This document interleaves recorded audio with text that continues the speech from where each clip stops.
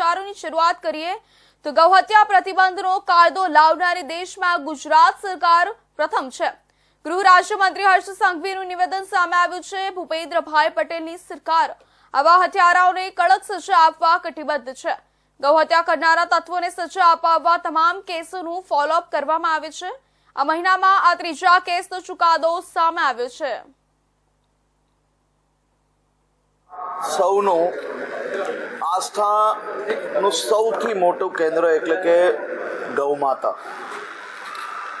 અને આ ગૌ હત્યા પર પ્રતિબંધનો કાયદો લાવનાર એ પહેલી ગુજરાત સરકાર હતી। આદરણીય પ્રધાનમંત્રી શ્રી નરેન્દ્રભાઈ મોદીજીના ગુજરાતના મુખ્યમંત્રી કાળ દરમિયાનના શાસનમાં આ કડક કાયદો અમલમાં મૂકવામાં આવ્યો।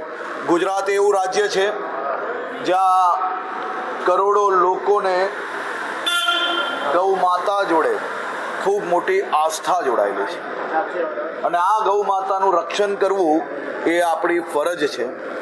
આ ભૂપેન્દ્રભાઈ પટેલની સરકાર એ ગૌ હત્યારાઓને એક પછી એક પકડવાનું જ નહીં, માત્ર આ ગૌ હત્યારાઓને માત્ર એમના કેસ કરીને જામીન પ્રાપ્ત થઈ જાય એટલું જ નહીં, એ કેસ કર્યા પછી ડે ટુ ડે ફોલોઅપ કરીને આવા ગૌ હત્યારાઓને સજા અપાવવામાં સફળતા પ્રાપ્ત કરીએ છીએ।